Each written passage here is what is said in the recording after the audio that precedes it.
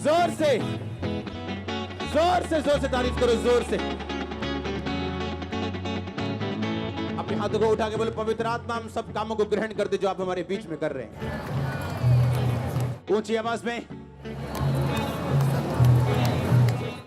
ऊंची आवाज में सब कामों को हम ग्रहण करते जो हमारे बीच में आप कर रहे हैं।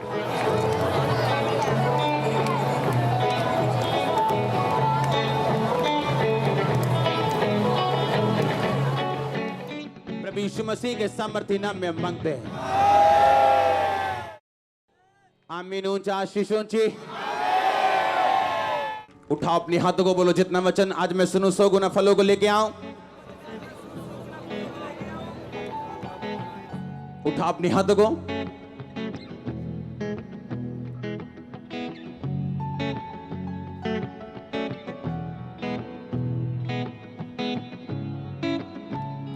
अंधकार की शक्तियां इन वचनों को चुरा ना सके।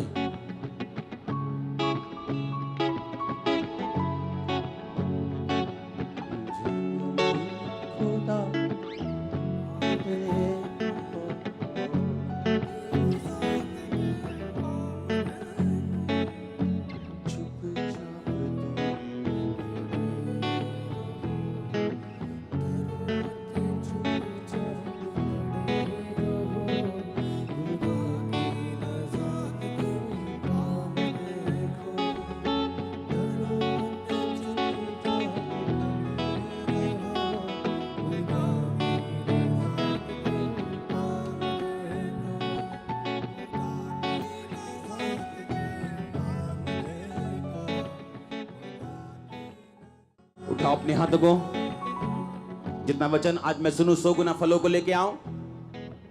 उठा के अपने हाथों को, थैंक यू जीसस। उठाओ अपने हाथों को, प्रभु यीशु मसीह के नाम में। मरकुस 1 उसका 1 अध्याय उसकी 12 आयत को मैं पढ़ूंगा।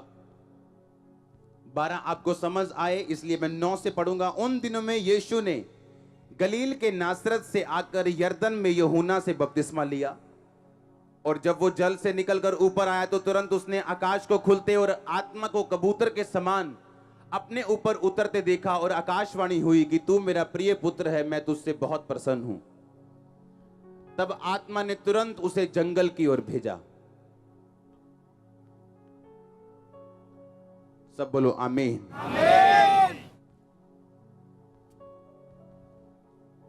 अपने हाथों को उठाओ, बोलो ये वचन मुझे समझ आए। अपने हाथों को उठाओ, बोलो ये वचन मुझे समझ आए और 100 गुना फलों को लेके आए। ऊंची आवाज में, प्रभु यीशु मसीह के नाम में। बाइबल कहती आकाशवाणी हुई कि तू मेरा प्रिय बेटा और मैं तुझसे क्या हूं। सुना नहीं मैंने, क्या हूं मैं तुझसे? प्रसन्न होने के बावजूद बाइबल कहती है कि फिर आत्मा ने उसे जंगल की ओर भेजा।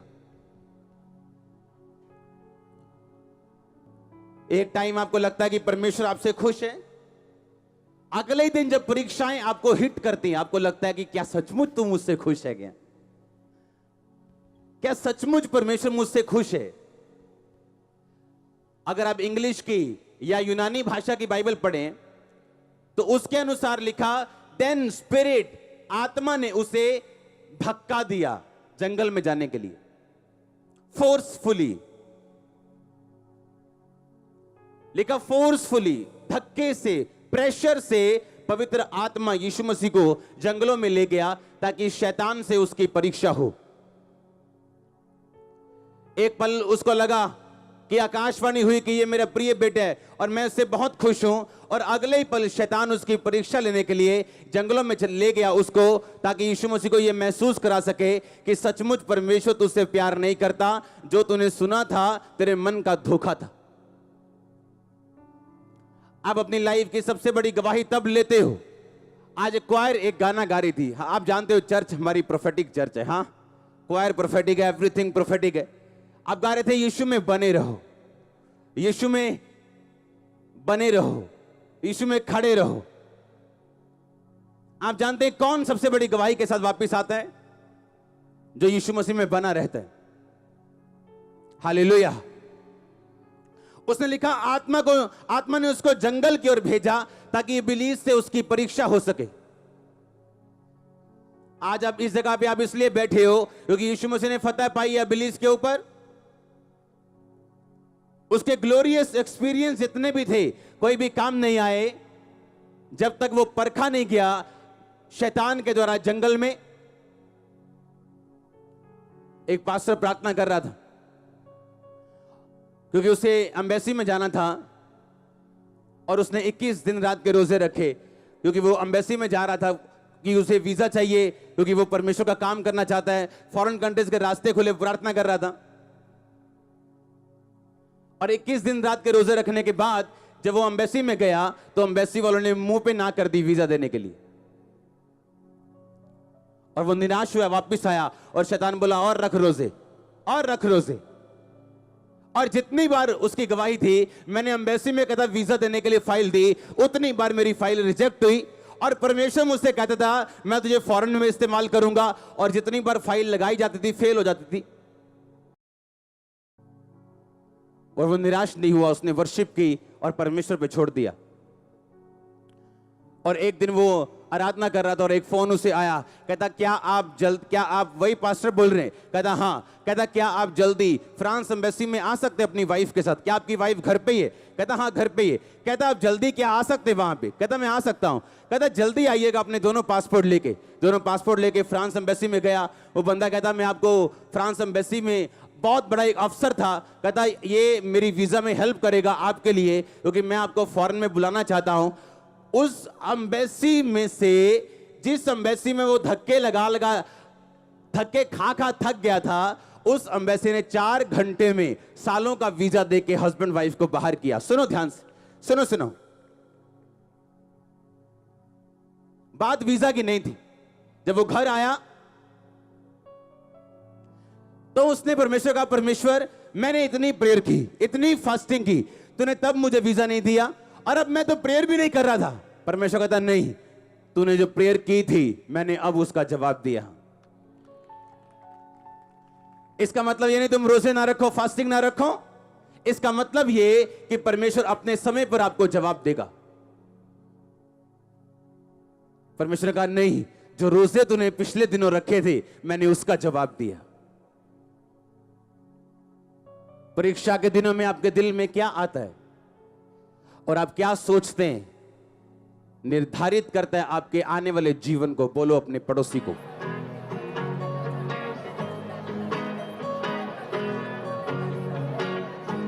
बोलो परीक्षा के दिनों में तेरे दिल में क्या आता है, तू क्या सोचता है, क्या बोलता है, निर्धारित करेगा तेरे आने वाले जीवन को।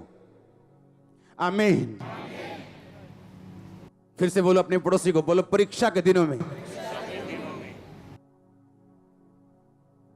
तेरे दिल में क्या आता है और तू क्या सोचता है, क्या बोलता है, निर्धारित करेगा तेरे आने वाले समय को। आमीन। आप ध्यान से समझेंगे नहीं। अगर आप सच्चे परमेश्वर के विश्वासी हैं, आप परमेश्वर पे कभी प्रेशर नहीं डालेंगे प्रार्थना करने के बाद कि मुझे अभी उत्तर चाहिए। क्रूसेड था, एक पास्टर का प्रार्थना कर रहा है, परमेश्वर मुझे इस्तेमाल कर। सबको क्रूसेड की प्रार्थना करने में लगाया हुआ दिन रात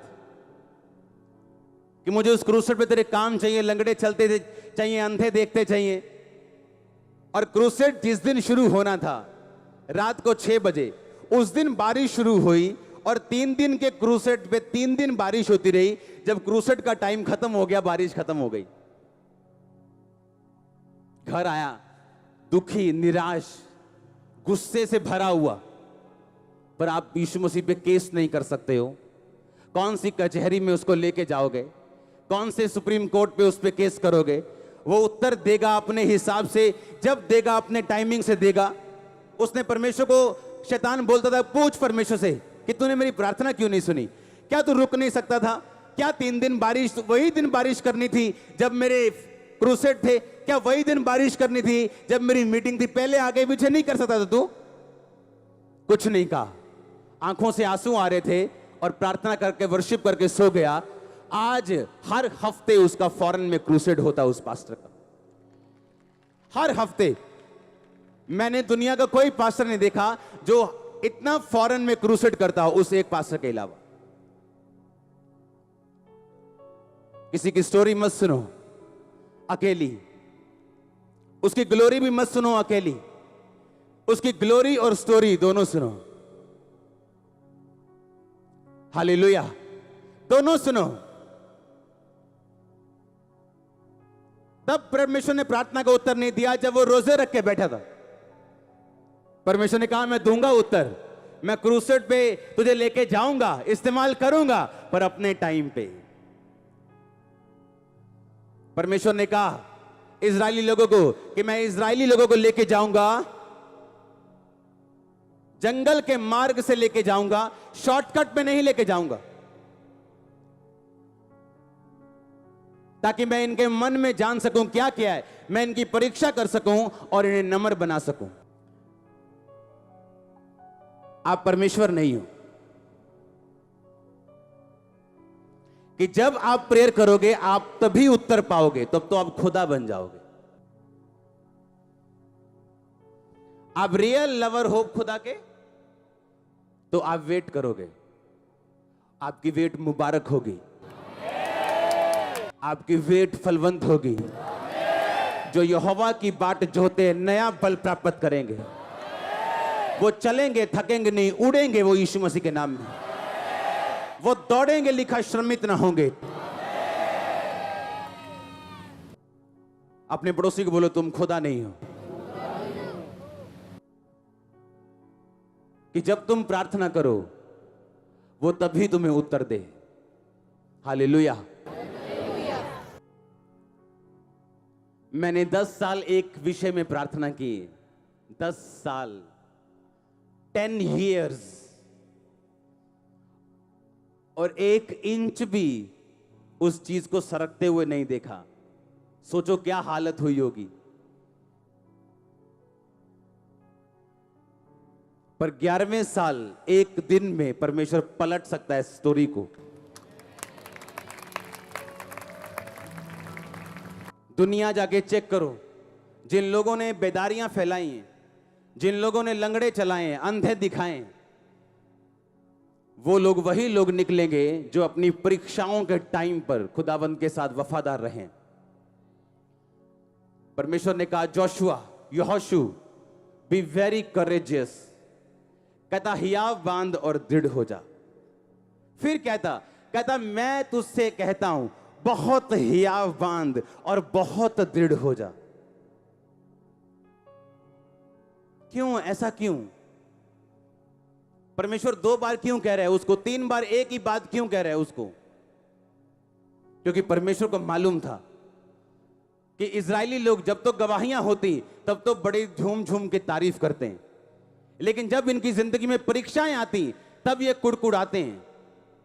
और परमेश्वर को मालूम था यहोशू तू इनकी अगुवाई कर रहा है, तू इनका अगुआ है, तेरा माथा कड़ा होना चाहिए, तू बहुत दृढ़ हो जा, क्योंकि मिरेकल्स तो बहुत होंगे आने वाले टाइम में, पर मैं इन लोगों को जब परीक्षा में लेके जाऊंगा तो तू ही होगा जो इनके साथ खड़ा होगा।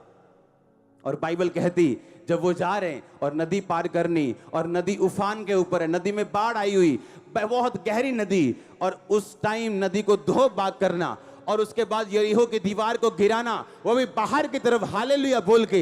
इसके लिए करेज चाहिए, परमेश्वर के साथ रिश्ता चाहिए, परमेश्वर के साथ संबंध चाहिए, जो सिर्फ परीक्षाओं में खरे उतर के वफादार रह के ही पाया जा सकता है। अगर आज आपकी उत्तर ना मिले प्रार्थना का, जो वीजा आपको लगता है 2 साल अगर ना मिले तो मैं मर जाऊंगा, अगर वो 10 साल ना मिले, सोच के देखो क्या तभी भी आप खुदा के साथ वफादार रहने के लिए तैयार हो? जिस मेजर प्रार्थना के लिए आप चर्च में आए हो, अगर वो ना कबूल हो, क्या फिर भी आप खड़े रहने के लिए प्रभु में तैयार हो? ये तो आप ही जानते हैं, यस या नो। एक टाइम आता है क्रिश्चियनिटी में जब आपको फैसला करना होता है, हां भाई आगे जाना है कि बस करें, क्विट करना है कि आगे बढ़ना है, क्या करना है? एक फैसला करना है मेरे को, और वो फैसला निर्धारित करता आप कितनी ऊंचाई तक जाएंगे। और याद रखो आप परखे जाएंगे। और जब परख आएगी वो निराशा पैदा करती, दुख पैदा करती।